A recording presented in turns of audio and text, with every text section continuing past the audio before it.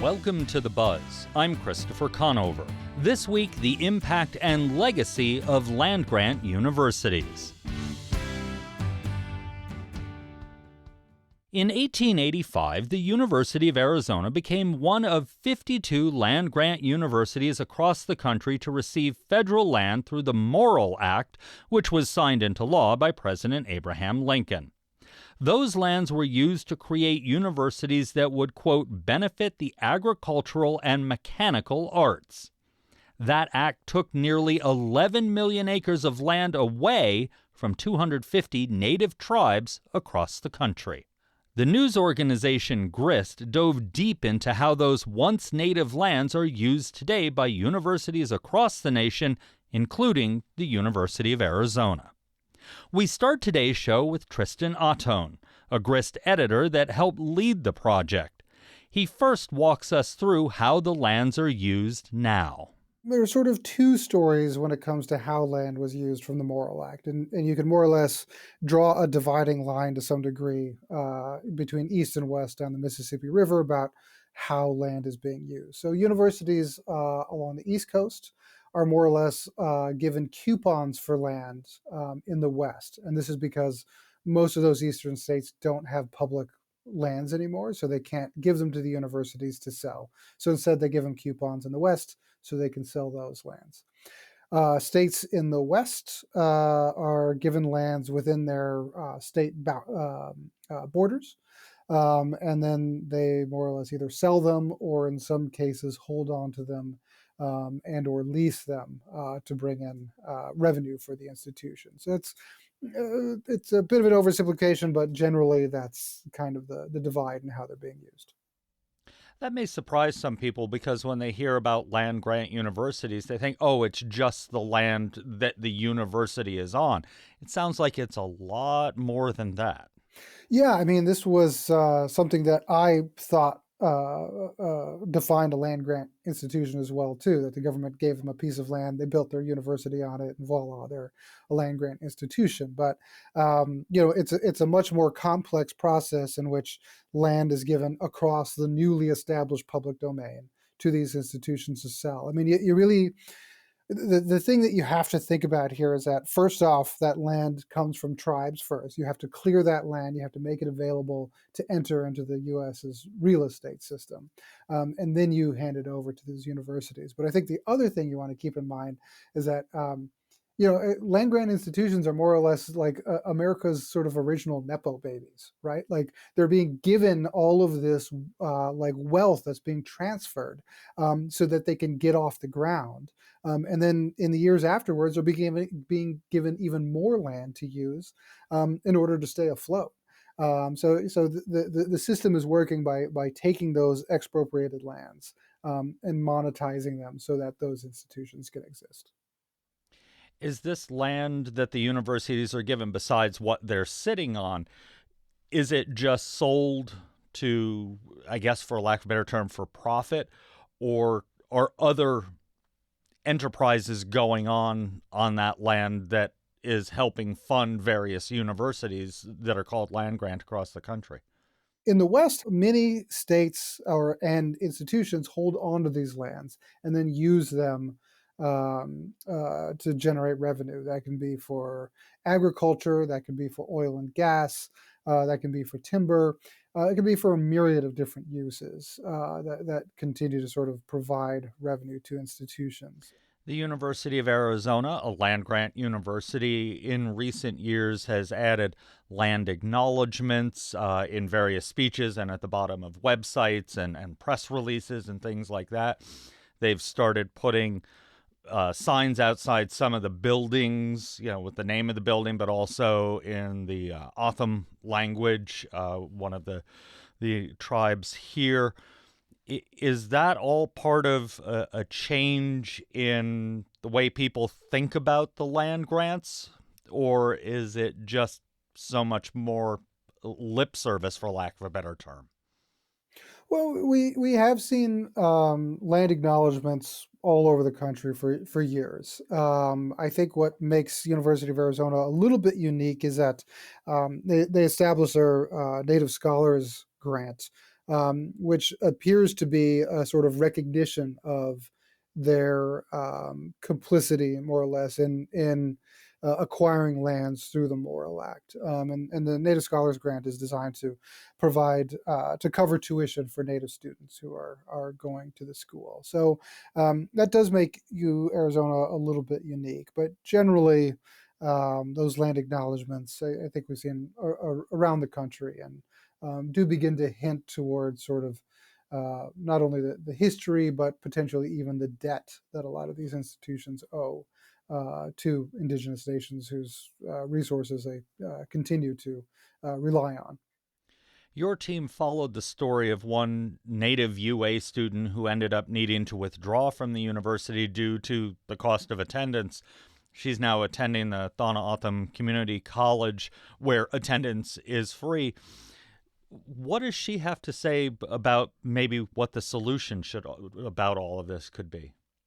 Yeah, I mean, so the student we profiled, Alina Sierra, was forced to drop out because the Native Scholars Grant didn't cover the entire cost of tuition. So that entire, I think it's $34,000 that a student needs to pay for to attend the university. The Native Scholars Grant only covers like the $13,000, which is tuition. So all the other fees, housing, travel, etc., those aren't covered. And Miss Sierra couldn't have that covered. And I think one of the things when we talked to her about her situation is that she was quite clear that she felt that the University of Arizona should be doing more to assist Native students, specifically because University of Arizona and their land acknowledgement and their Native Scholars Grant are recognizing that they're on the lands of the Tohono O'odham.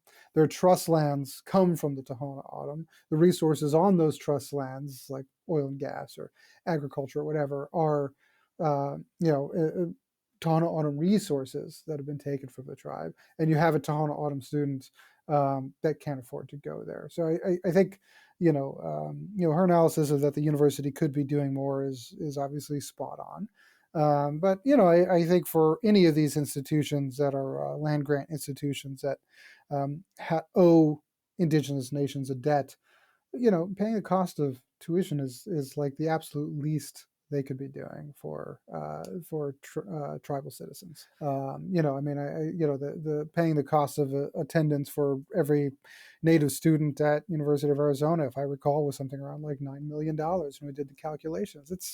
I believe that's half of what the university puts into its football program. So it's not. This is not a far stretch, and this is not a giant student population that's going to cause University of Arizona any more financial problems than they haven't already found themselves in. Since you've published this article, have you received any feedback from the tribes?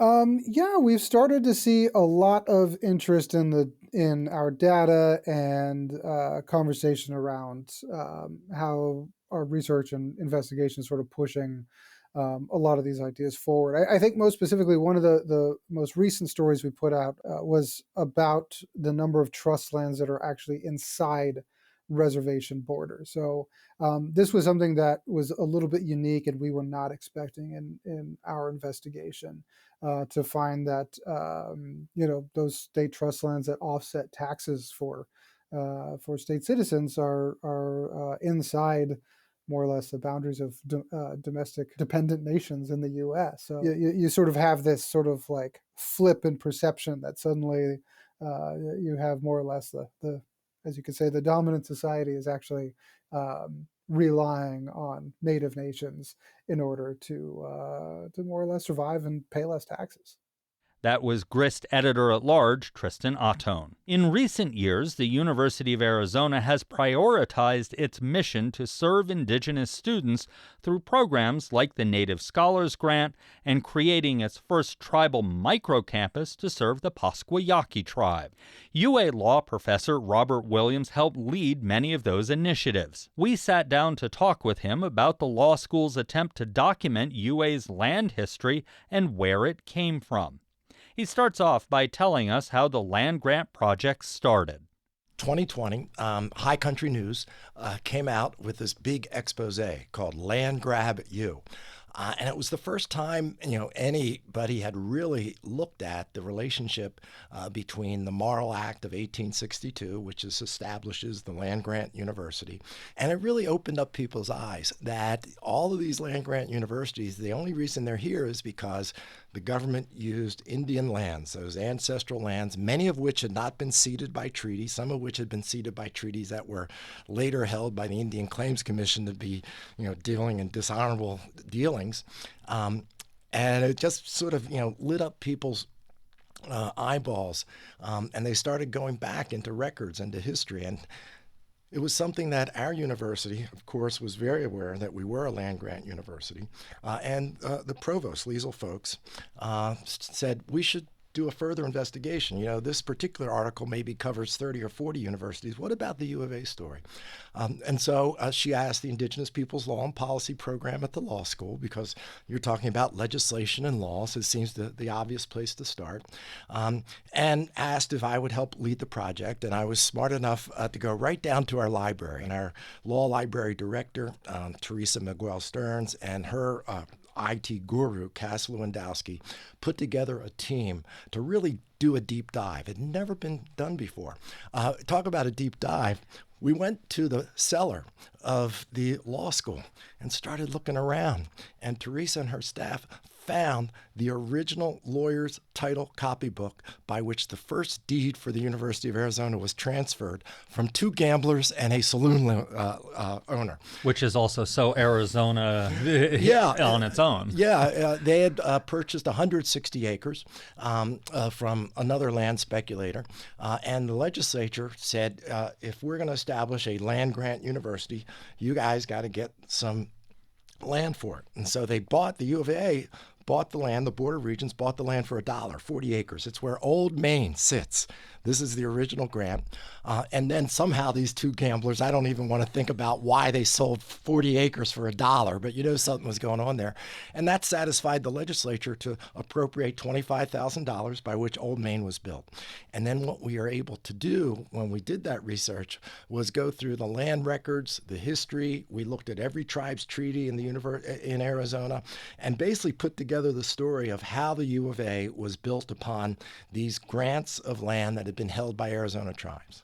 And we will put a link to that on our website so all of our listeners can go and find it and play. I love good maps, and this is a fun one to play with. It's a fun website because we also go through the treaty history of all 22 Arizona tribes, and we have links to their web pages and links to the treaties that they signed. So not only is it just a great, historical document focused on the land grant history, but it really gives you a window into the federal relationship, the signing of treaties, the taking of Indian land, the transfer to the states, all the way to the bottom of the website where you see what the U of A is doing today as part of that land grant tradition.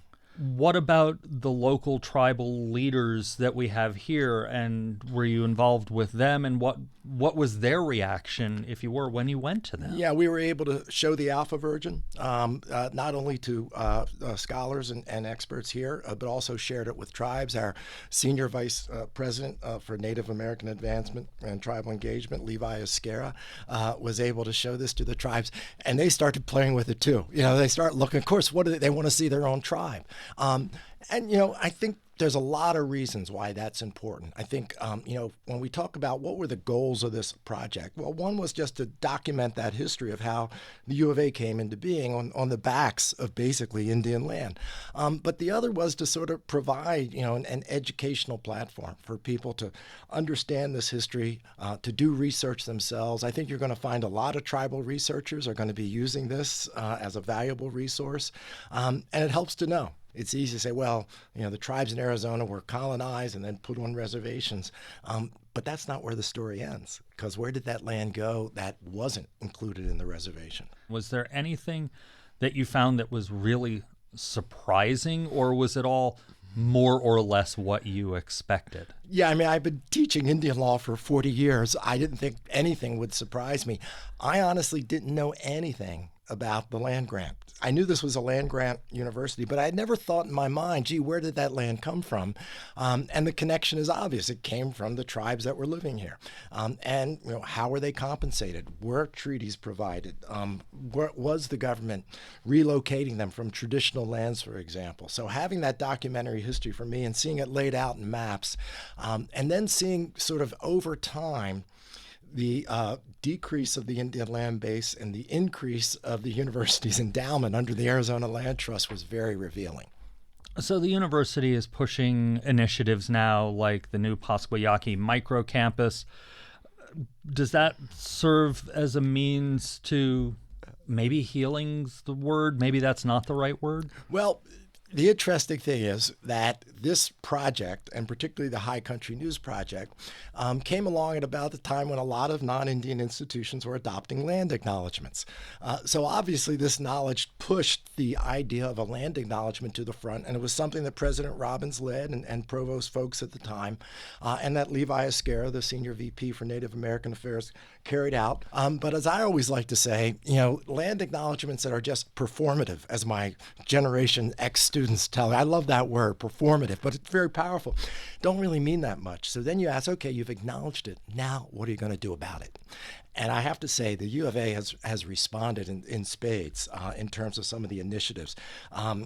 We have, for example, as part of the strategic plan for the university, there was a commitment to hire a senior vice president for Native American Affairs. That was carried through and carried out with the hiring of Levi Esquerra. We've held 2 annual tribal leaders summits where we bring in not just Arizona tribal leaders, but I've been at those summits. We've brought in tribal leaders from all over the United States. So the president and his senior executive leadership team are really able to get a pretty good picture of what are the tribal needs out there, not just for U of A as a land grant institution for the state of Arizona, but as a Research One university with a world-class reputation responding to these indigenous rights issues that are happening all over the world. Growing right out of this recognition of our responsibility under the Morrill Act is the Arizona Native Scholars Program. I mean, that's a tremendous, I think, earth-shattering initiative and a real breakthrough because, as we know, affordability is horrible for all families. You can imagine for Native kids. We've always had a very low enrollment for Native kids, so the Scholars Program basically guarantees that their tuition will be covered. The university puts together Pell Grants, other financial aid, and then is able to top that off. And our numbers for undergraduate really exploded this year, so that's having a positive impact. And then college is expensive. It costs $50,000 a year to come to the U of A now if you're living on campus. And so we're hearing 2 things. One is affordability. We just, and many of our 2-year college educated members are working for the tribe. They can't drop everything and go. You need to bring the university to us. And I'd been working at the law school and working with our dean on our international micro campuses. We have micro campuses, I think, in Peru. We have them in China. And the president, and we were talking, and he said, well, tribes are nations, and we have international micro campuses. Why not apply the micro campus idea to Indian nations? And that was born. As the provost at the time, Provost Folks said, I said, well, how many of these do you want? And she said, I want 22 in Arizona. And so that's our goal, that any tribe that wants a University of Arizona micro campus, we're going to do everything we can to put that there. Obviously, a lot of progress being made, a lot of big things going on. You've been involved with the university here, you said, since 1987. You said when you went to law school at Harvard, you were the only Native American in your class. Yes. So, perfect world. You have all the power for a day. What do universities, be it University of Arizona or all universities, especially the land grants, what do they need to do? What's still, I'm sure there's a long way to go. What still needs? Yeah, and President Robbins, I've heard him say several times, not only to his own executive team, but to tribes, that we want to transform the relationship of the land-grant university to tribal nations. And so what's involved in that transformation? There is no other university in the world that's invested like this university has in top-notch indigenous faculty, top-notch indigenous programs, top-notch indigenous research, and top-notch teaching. So that's the challenges. how do we get all that expertise here at the university out into Indian country, out into the indigenous world? They just, this is in most cases, a poor client base, okay? You're really trying to squeeze blood from a stone. And so you're looking for the most efficient, effective, and quality types of academic platforms. And the U of A has been an innovator. I mean, if you look at our rankings for our online programs, they're some of the best in the United States, some of the best in the world. And we can bring those platforms and combine them through technology, through the internet, through Zoom. So to me, that's the 21st century challenge, is how do we harness this great technological revolution that, quite frankly, indigenous peoples have not participated in, but make it work for indigenous peoples in this higher education realm and professional training. That's the other big challenge is, maybe you can't go back to college, but we can offer you some of the knowledge and courses you need to do your job as a resource manager in tribal education, tribal public health.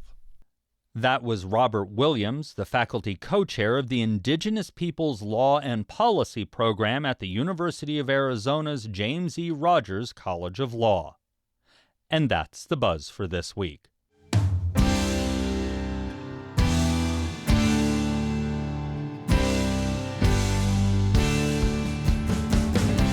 You can find all our episodes online at azpm.org and subscribe to our show wherever you get your podcast. Just search for The Buzz Arizona. We're also on the NPR app. Paula Rodriguez is our producer, and our music is by Enter the Haggis. I'm Christopher Conover.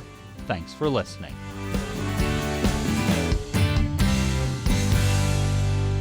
Arizona Public Media's original programming is made possible in part by the Community Service Grant from the Corporation for Public Broadcasting.